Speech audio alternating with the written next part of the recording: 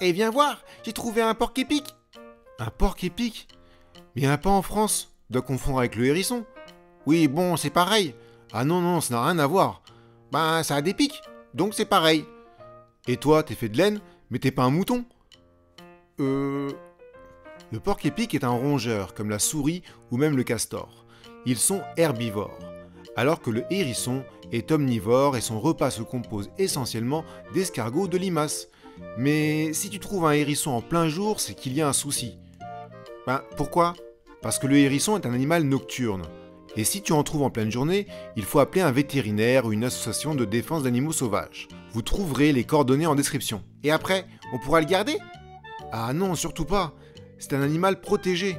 Ah, mais nous pouvons faire en sorte de l'accueillir gentiment dans nos jardins. Chouette alors! Attention, ne parle pas de chouette, malheureux! Avec le hibou, le renard et le blaireau, ce sont les prédateurs de notre ami. Et je suis sûr que c'est rien comparé à vous, humains égoïstes.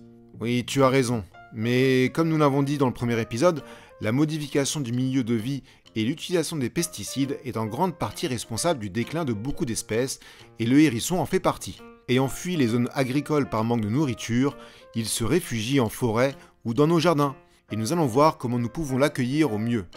Tout d'abord, évitez de cloisonner hermétiquement votre terrain. Le hérisson a besoin de passer d'un terrain à un autre pour trouver de la nourriture.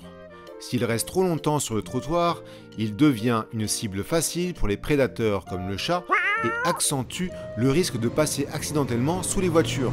Déjà, faites en sorte d'ouvrir des passages, des portails un peu plus haut au niveau du sol et une haie entre voisins. Ensuite, si vous avez un potager, évitez les granulés anti-limaces. C'est un poison, autant pour le hérisson que pour les animaux domestiques et aussi les enfants. Je me rappelle en maternelle, j'avais un copain qui aimait lécher les limaces. Beuh! T'as vraiment des copains bizarroïdes. Mais c'était en mater, y a prescription. Ouais, ça dépend pour qui. Bref, si effectivement vous avez trop de limaces ou d'escargots, c'est une bonne raison pour laisser venir les hérissons. Ils vont bien se régaler en régulant vos petits mangeurs de salade. En tout cas, si vous voulez ramener des espèces dans votre jardin, il faut qu'il y ait le gîte et le couvert. Autant vous dire que si votre jardin ressemble à ça ne va pas attirer grand monde. En fait, faut laisser pousser et laisser du désordre. Un peu comme ça. Oui, c'est sûr que ce genre d'endroit est idéal, mais c'est pas forcément joli. Il faut trouver un juste milieu. Quelques herbes folles, des haies, des arbustes, des tas de feuilles par-ci par-là, de la broussaille, et vous obtenez un jardin accueillant. Et pas seulement pour les hérissons. Chouette, on le fait ce tuto? Qu'est-ce que je t'ai dit à propos des chouettes? Oups. Le problème, c'est que je n'ai pas de jardin, et quand j'ai voulu le faire chez mon père, il a plu. Zut alors! C'est tellement simple que je vais vous le présenter en dessin. Et puis, il faut le faire tout de suite, car nous sommes en automne et l'hiver approche. Pourquoi t'es pressé? Parce que les hérissons hibernent en hiver, c'est-à-dire qu'il va chercher en automne un endroit où il peut se cacher des prédateurs et dormir pendant quelques mois jusqu'au printemps. Pour commencer, choisissez dans votre jardin un endroit bien fourni en branches sous une haie ou un arbuste. Ensuite, il va falloir dégager un peu l'endroit. Creusez un trou de 7 cm de profondeur et 20 à 25 cm de largeur. On place une cagette dessus où nous avons fait une ouverture de 25 cm de large. Mais attention, il faut que l'ouverture soit orientée sud-est. Ah, et pourquoi? Mais je vais le dire. Oh là là. Désolé d'être curieux, hein. C'est pour éviter les vents froids du nord. Parce que l'hiver arrive. Et que ça vient du nord. Ah d'accord. Mais t'es pas obligé de prendre cette voie de corbeau. Tu me fais peur là. Et dernière chose, recouvrir la cagette de feuilles mortes et de brindilles pour que le hérisson garde une température ambiante dans son nid durant son hibernation. N'hésitez pas à mettre une bonne couche. Et laissez quelques feuilles devant l'entrée, mais pas à l'intérieur. Il préfère faire son nid tout seul. Trop bien, un bon abri pour l'hiver. Mais il n'y a pas de cheminée. Comment il fait pour se chauffer?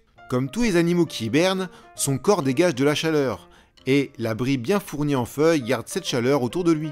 En parlant de feu et de cheminée, évitez de mettre le feu à des tas de feuilles en hiver. Bon nombre d'animaux ayant trouvé refuge meurent comme cela. C'est triste. D'où l'importance de ne pas croire qu'on est les seuls sur Terre. Et c'est important que beaucoup le sachent. Alors partagez, likez et après éteignez Internet et préparez vos jardins. Mais s'ils n'ont pas de jardin, en parlez dans votre école ou dans votre centre de loisirs pour commencer un projet d'Oasis Nature. Vous pouvez aussi partager vos travaux sur le site Humanité et Biodiversité ou sur notre page Facebook. Trop bien! Allez, en avant pour la nature! À la prochaine!